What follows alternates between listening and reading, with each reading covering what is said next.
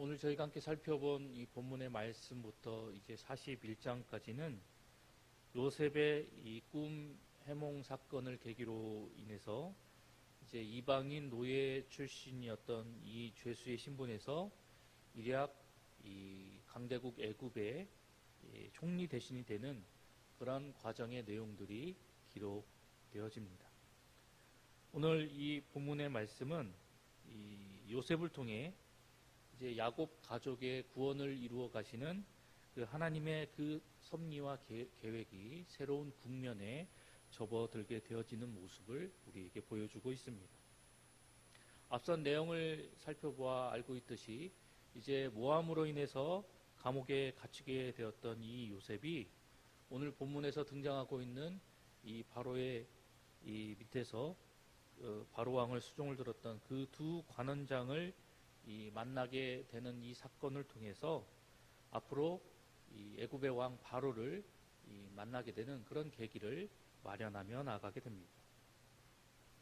요셉은 서로 각각 다른 꿈을 꾸었던 술 맡은 관원장과 떡 맡은 이 관원장의 그 꿈을 하나님의 계시로 이제 정확히 이 해몽하게 되고, 그리고 그 요셉이 이 하나님의 계시로 그들의 꿈을 이 해석한 그 모든 것들이 이 그대로 이루어져 나가는 모습을 앞으로의 말씀을 통해서 우리는 보게 될 것입니다.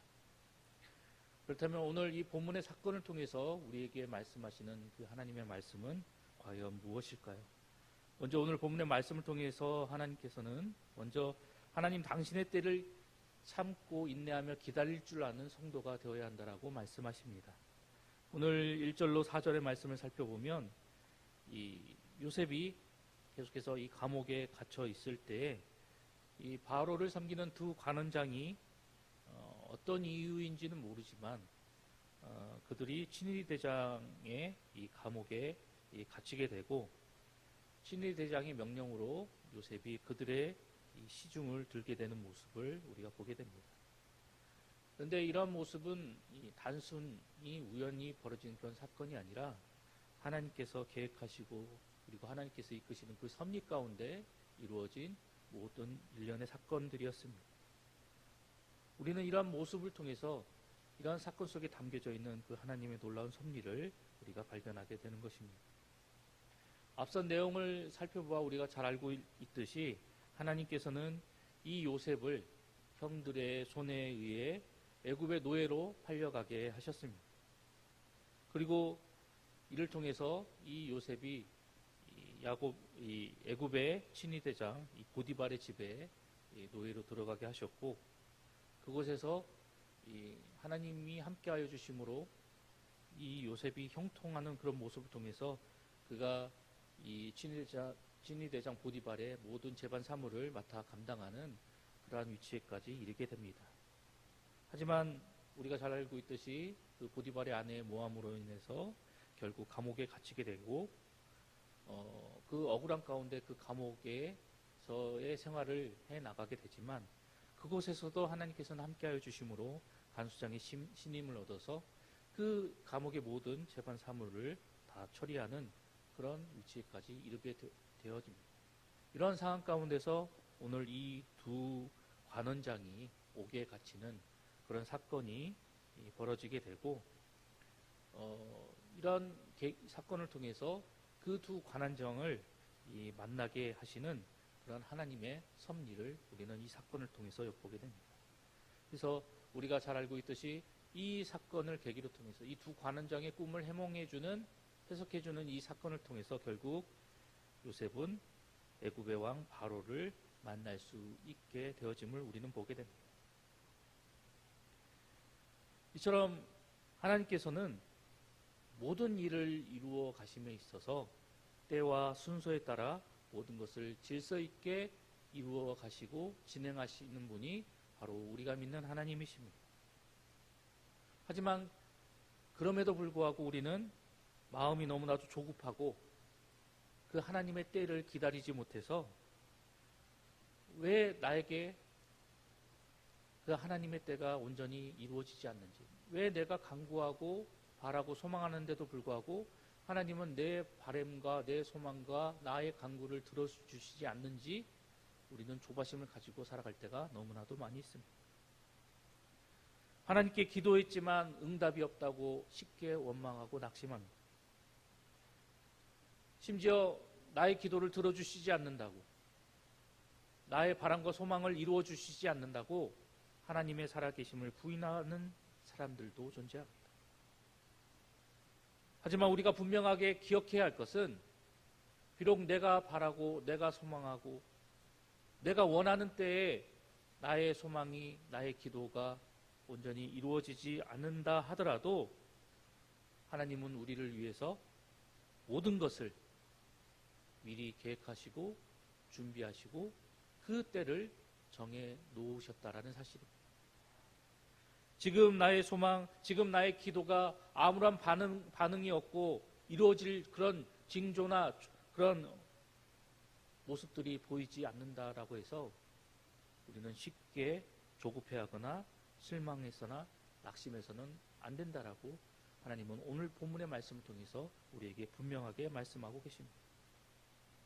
오늘 이 본문 속에 등장하고 있는 이 요셉과 같이 내가 생각하고 있는 때에 모든 것이 이루어지지 않는다 하더라도 반드시 하나님께서는 나에게 그 모든 것들을 선하게 이루어 가시는 분이시다라는 사실을 믿고 그 하나님의 때를 인내로 기다릴 줄 아는 성도가 되어야 합니다. 참고 인내하여 하나님의 때를 기다리는 자에게 오늘 본문에 등장하고 있는 요셉과 같이 하나님은 놀라운 은혜와 복으로 그에게 응답하여 주신다라는 사실을 우리는 마음속 깊이 되새겨야 할 것입니다. 지금 여러분이 하나님 앞에 어떠한 마음의 소망과 기도의 제목을 가지고 있는지 저는 알지 못합니다. 하지만 분명한 것은 하나님께서 여러분들이 바라고 소망하는 그 모든 것들을 이루시기 위해서 모든 것들을 계획하시고 준비하시고 그 때를 결정하셨다라는 사실입니다.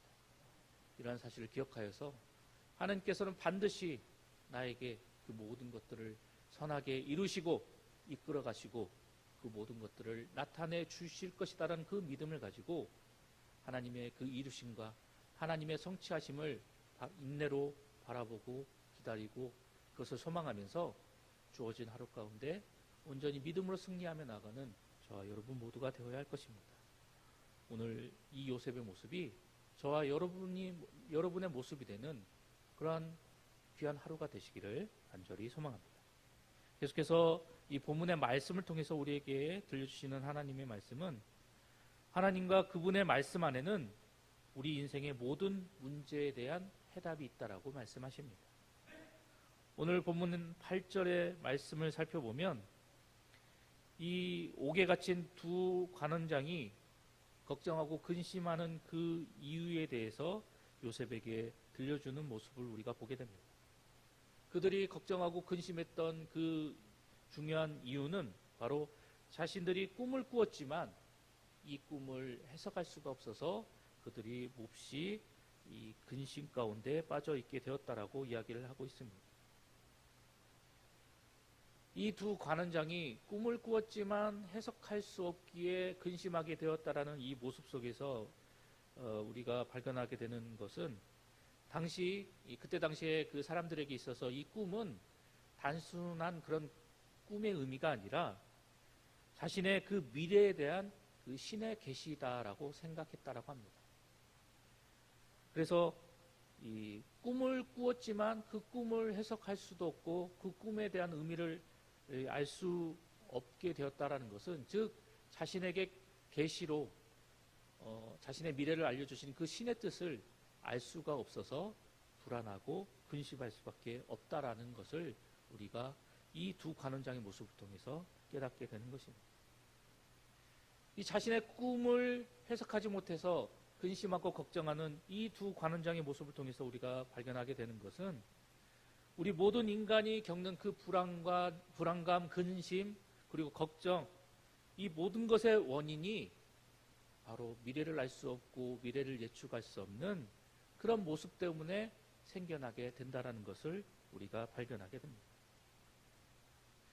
우리가 잘 알고 있는 말 중에 하나가 바로 한 치 앞도 알 수 없다는 말이 있습니다. 이처럼 당장 우리의 내일이, 아니 우리의 어떤 1시간 후에 아니면 10분 후의 일이 어찌 될지도 모르는 그런 불안전한 모습 속에서 우리 인간은 주어진 삶을 살아가고 있습니다. 한 치 앞도 할 수 없는 그런 연약한 존재이기 때문에 언제 죽음이 다가올지도 모르고, 그리고 내가 어떤 사건을 만나게 될지도 모르고, 어떤 사람을 만나서 어떤 일을 겪게 될지도 모르는 그러한 모습 속에서 살아가기 때문에 많은 사람들이 앞으로 펼쳐질 미래에 대해서 궁금해하기도 하지만 불안해하기도 하고 걱정하기도 합니다.